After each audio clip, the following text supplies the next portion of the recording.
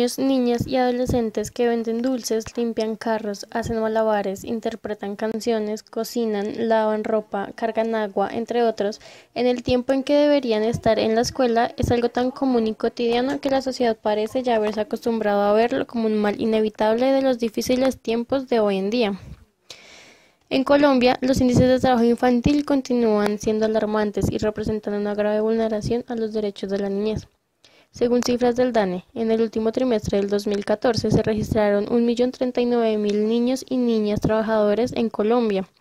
muchos de ellos en actividades que realizan ante los ojos de toda la sociedad, en lugares públicos y concurridos. Otros, en peores condiciones, se dedican a labores como el trabajo doméstico y la explotación sexual, sin dejar de lado a aquellos que empiezan a realizar actividades para grupos al margen de la ley, actividades estas catalogadas como las peores formas de trabajo infantil. La Organización Internacional del Trabajo define el trabajo infantil como aquel que priva a los niños de su niñez, su potencial y su dignidad, y que es perjudicial para su desarrollo físico y psicológico. Es decir, el fenómeno se presenta cuando las actividades laborales de los niños y niñas perjudican su desarrollo físico y emocional y los llevan a la desescolarización. Según la OIT, no debe mirarse de forma negativa el hecho de que un niño o una niña ayude a sus padres en algunas labores del hogar o en negocios familiares, siempre y cuando no descuiden la escuela ni se les vulneren los derechos a la recreación, la salud y el buen trato.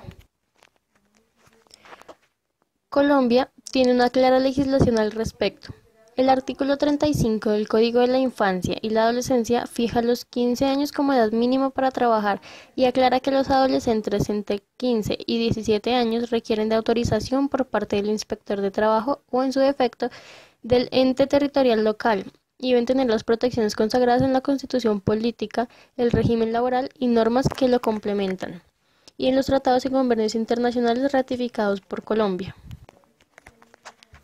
Tienen además derecho a la formación y especialización que los habilite para ejercer libremente un arte, oficio o profesión. Esto porque los adolescentes que trabajan están en mayor riesgo de abandonar la escuela. Según datos del Ministerio de Trabajo, en 2011 el 28% de estos se registraron como ocupados, en contraste con el 9% de los menores entre 5 y 14 años. El problema del trabajo infantil también está marcado por la condición de género, con implicaciones diferenciadas para niños y niñas. Los niños en un mayor número se dedican al trabajo de la calle, mientras que las niñas se emplean más en labores domésticas. Pero sea cual sea su oficio, los menores se dedican la mayor parte de su tiempo a actividades tan demandantes que pierden todo espacio para la educación y la recreación. Pero, ¿por qué hay trabajo infantil en un país como Colombia? Una de las razones más comunes para que los niños y niñas cambien la escuela por el trabajo es el alto índice de pobreza y exclusión que afecta a miles de familias colombianas.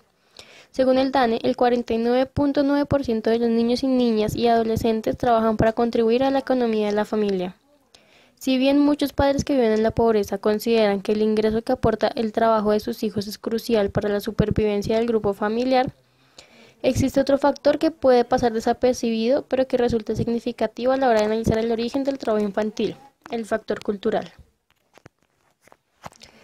Por otro lado, a primera vista, el principal efecto del trabajo infantil es la deserción escolar, lo que perjudica no solo su nivel intelectual y su formación personal y académica, sino que los aleja de espacios de socialización con otros niños,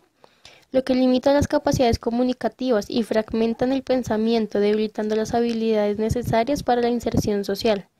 dice en un informe del Instituto Colombiano de Bienestar Familiar. Otro efecto es la perpetuidad de la pobreza. Si al niño se le enseña que trabajar a cambio de unos pocos ingresos es más rentable que educarse, se le está dando un mensaje errado, pues darle más importancia al trabajo que a la educación solo logra que la informalidad se mantenga durante toda